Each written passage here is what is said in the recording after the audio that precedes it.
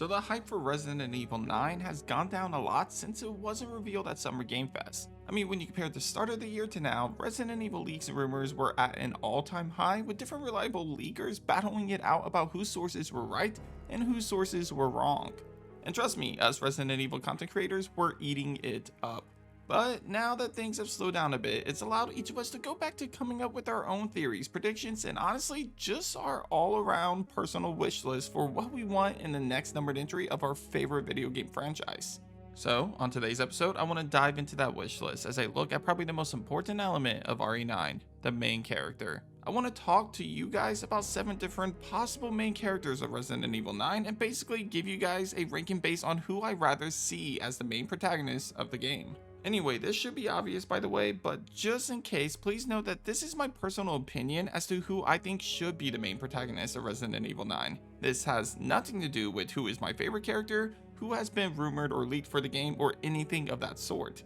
But with that out of the way, my name is Ruben with Nerds Games, here to tell you guys who I think should be the main character of Resident Evil 9.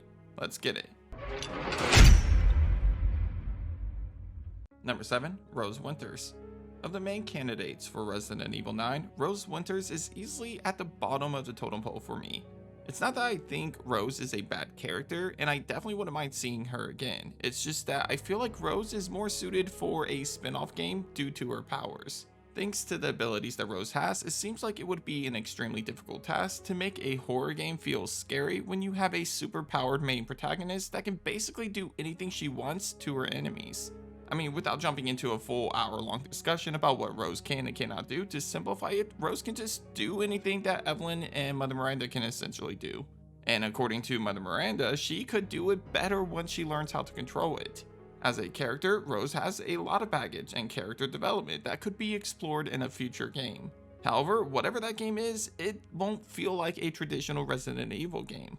For that reason, it makes more sense for Rose to lead a spin-off game instead of a numbered entry.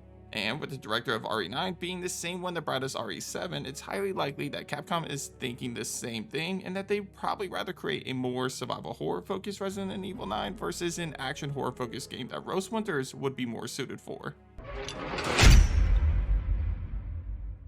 Number 6, Claire Redfield. The next 2 entries on today's list are kind of interchangeable, but ultimately I think I'd rather see the other character as the main protagonist of RE9 over Claire, but we'll get to that in just a bit. Let's first focus on why I don't think Claire should be the main character of RE9. Firstly, while I'm personally a major fan of Claire Redfield, the fact is that her character has gone down a path that makes it slightly more difficult for her to appear as the main protagonist of any Resident Evil game. Unlike most of the RE characters of the franchise, Claire has shied away from battling BOWs and instead has focused on helping the people hurt by BOWs. Leon actually sums it up perfectly in the CGI movie Resident Evil Degeneration. You chose the role of rescuer rather than fighter like me. You chose a path that your brother and I couldn't follow. You weren't wrong. Still, that doesn't make it impossible for Claire to personally get involved in a Resident Evil game. Actually, she was already heading down this path in Revelations 2 when her and other TerraSave employees were abducted by Alex Wesker, and she became one of the main protagonists of that game. And in the CGI movies, they find other ways to get her involved in outbreaks across the globe. Still, the whole being in the wrong place at the wrong time kind of gets repetitive, and seeing it play out like that in RE9 might start to make people think that Claire Redfield might just be the unluckiest person ever. No, I think the best case scenario for Claire fans is that we get a small cameo from her in the game. Perhaps if Leon or Chris are the main protagonists of the game, we'll see them contact Claire for help or something along those lines. But hey, for those Claire Redfield fans out there, don't forget that Code Veronica Remake is still a very likely possibility, and we could see that in the next few years. Number 5, Rebecca Chambers.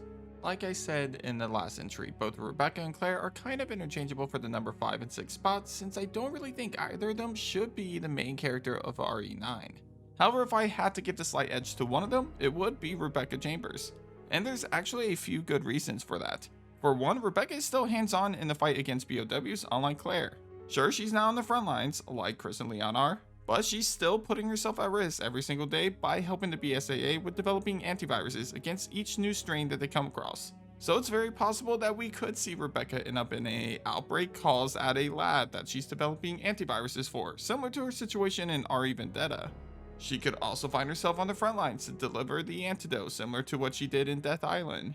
Personally, an idea I would like to see explored is if Rebecca found herself on the front lines to collect samples from a new virus or parasite in order to develop a new cure for it, but then ultimately got separated from her team and found herself having to survive on her own for a majority of a game. Speaking of which, in a leak a while back, there was also a third Revelations game that was rumored to follow Rebecca during an outbreak at a college that Rebecca was doing research at. And to give a little more credibility to the idea of Rebecca being a main character in another numbered entry, lately she's gained a lot more popularity. RE0 is rumored to get both a remake and a live action movie, plus Rebecca has appeared in the last 2 CGI films, which definitely indicates Rebecca is on Capcom's radar right now. But like with Rose or Claire, it's more likely that Rebecca would either be a main character in a spin-off entry or have a small cameo in RE9 versus being the main protagonist of the game. Even though her popularity has continued to rise, she's still not one of the core 4, and if Capcom was going to bring back a returning main character of the franchise, it would be one of the core 4, and if it wasn't one of them, well, then that kind of brings us to the next entry on today's list. Number 4, a new main character. As I briefly teased already, there is a possibility that RE9 might once again shift gears and follow a brand new protagonist. Ethan Winters was a brand new hero in RE7, and while many didn't like him due to him basically being a faceless protagonist, I actually found him to be one of the more relatable characters of the franchise. As proven in Resident Evil 7, a new main character does provide a new and fresh perspective as we follow a character who's not as mentally prepared for BOWs like franchise heroes such as Chris Redfield or Leon Kennedy. But while I wouldn't completely be against the idea of a new character being the main protagonist of RE9, I don't think now's the right time for it. As I already said, we just got introduced to the Winters family, and spoiler for the End of Village, but Ethan, the main hero of RE7 Village, was killed off. And to then turn around and introduce another protagonist when there are still so many questions regarding characters still alive in this universe just seems like a missed opportunity. Number 3, Leon S. Kennedy. Of course, the rookie cop himself was bound to show up at some point on this list. I mean, let's face it, Leon is Capcom's golden boy. He's probably the fan favorite of the franchise, and while Chris definitely has some beat in terms of how many games he's appeared in, I'm willing to bet that there's more Leon fans out there than Chris fans. Which, by the way, kills me to say considering that I'm a massive Chris Redfield fan. Anyway, of the 7 candidates on today's list, Leon is probably the most likely to appear in Resident Evil 9 as the main protagonist. For one, almost every leaker and reliable source out there have all said at some point that Leon will be the main character of RE9. On top of that, Resident Evil games with Leon in them tend to do really well financially for Capcom. RE4, RE2 Remake, RE4 Remake, and hell, even RE6, while not critically a success, it was still a financial success for the company. The man prints money for Capcom. Despite that though, today's list is based on my personal opinion as to if Leon should be the main character of Resident Evil 9. And with that in mind, I'm torn, which is exactly why I have him at number 3. Part of me thinks it makes perfect sense. He's a fan favorite character that we haven't seen in a long while. I mean, sure, we got Resident Evil 4 Remake, but at the same time, that was a remake. In terms of the video game timeline, we haven't seen or heard from Leon since RE6. Even if we look at the CGI movies, Death Island still takes place 2 years prior to the events of Resident Evil 7. Leon's personality is one of my favorites of the franchise, and he's someone I wouldn't mind seeing again. However, I have concerns with him being the main protagonist of Resident Evil 9. First off, I really want to see the cliffhanger of Village addressed. And since Leon is not in the BSAA and he has no reason to be involved with that storyline, my concern is that if he's the main character of RE9, then that means that we will just not see the cliffhanger of Village addressed at all. Also, we just had RE4 Remake last year, and while timeline-wise, that's still a ways out from when RE9 could take place, it still feels weird to have back-to-back games starring Leon Kennedy. Regardless, he's still a fan favorite, and with him leading the pack in terms of RE9 rumors, it seems likely that he'll make his return for the next numbered entry of the Resident Evil franchise. Number 2, Chris Redfield. Okay, before the Chris haters pull out the pitchforks and torches, hear me out first, please. I know Chris Redfield has appeared in more Resident Evil games than any other character of the franchise. Leon might be Capcom's golden boy, but Chris is basically the main character of the series, especially when focusing on the video games alone. But with that being said, there's a lot of reasons why Chris Redfield being the main protagonist of RE9 just makes a lot more sense than Leon being the main character of the game. For one, as I mentioned earlier, the cliffhanger at the end of Village teased a major problem regarding the BSAA, the organization that Chris works for. As it turns out, the BOWs that Chris and his team have been fighting against for all of these years are now being used as weapons by the same organization that he works for. It was a major twist that definitely shocked a lot of us. And with such a big twist like that, it would be sad to see it left in the dust like other cliffhanger endings of the franchise, such as the one at the end of Revelations 2. Personally, I would love to see this major implication explored more in RE9. And obviously the first person that comes to mind in terms of being the one to face it is without a doubt Chris Redfield himself. Chris, alongside his Hound Wolf squad mates, could team up to infiltrate the main headquarters of the BSAA, which is located somewhere in the United Kingdom. From here, we could see so many questions answered. Who's currently in charge of the BSAA? Why are they using BOWs now? Is Blue Umbrella involved with this new wave of BOW soldiers in some way? And speaking of Blue Umbrella, who are they and who runs that company? All of these questions could be addressed when Chris and his team infiltrate BSAA headquarters. The only thing that holds me back from giving Chris the #1 spot as to who should be the main character of the game comes from the fact that we have seen a lot of him in recent history. Code Veronica and RE5 are rumored to be getting remakes in the near future, plus he's appeared as a supporting playable character in both RE7 and Village. So with that in mind, it feels like a different character needs to take the torch for this next numbered entry. Chris can still be a supporting character in some way, but I don't think he should be the main character.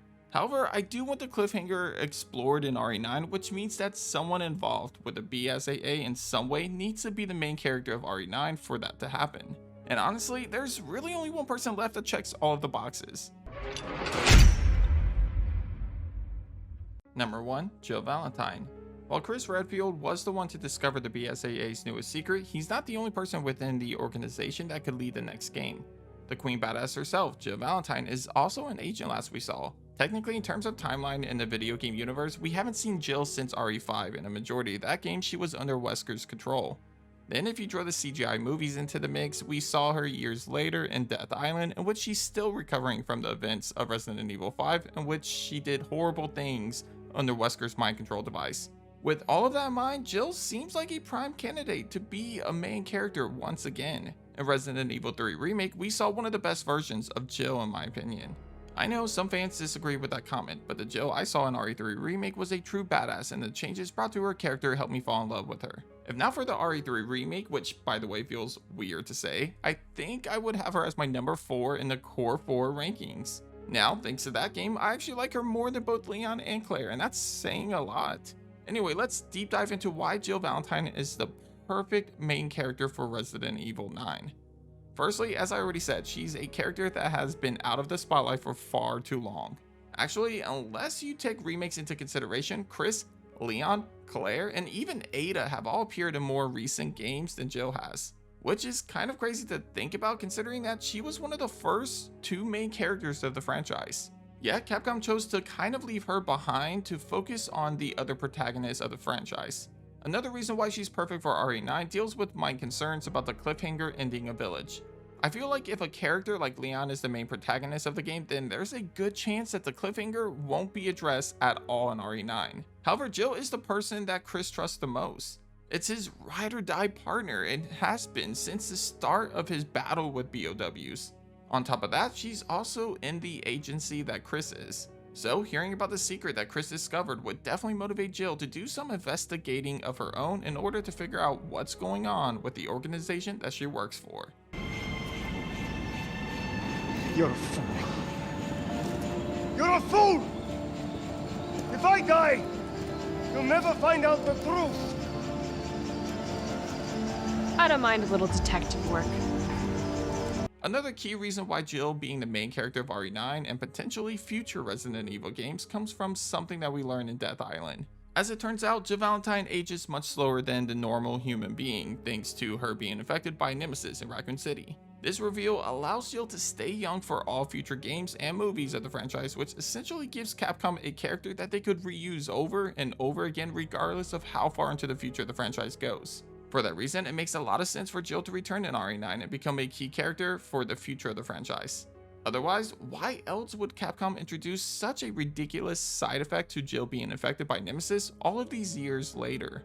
All in all, Jill is the most underutilized core 4 member of Resident Evil, even more so than Claire Redfield, surprisingly. But she's become one of the biggest badasses of the franchise, ages a lot slower than the other main characters of the franchise, and is in the perfect position to become a key part of the current ongoing plot of the Resident Evil franchise. So for all of those reasons and many more, I feel like Jill Valentine should be the main protagonist of RE9 with a supporting role given to either Chris or one of the other characters listed on today's video. But that does it for this episode of Nerd Space Games. Hit up the comments and let me know what you think of today's video. Do you agree with Jill Valentine being the perfect main character of Resident Evil 9, or is there someone else that you think should be the main character of the next game? Let me know down below. Anyway, if you haven't already, be sure to subscribe to the channel for more survival horror content. Also, leave a like on today's video if you enjoyed today's topic. But as always, thanks for watching, and I'll see you guys on the next episode of Nerd Space Games. Take care.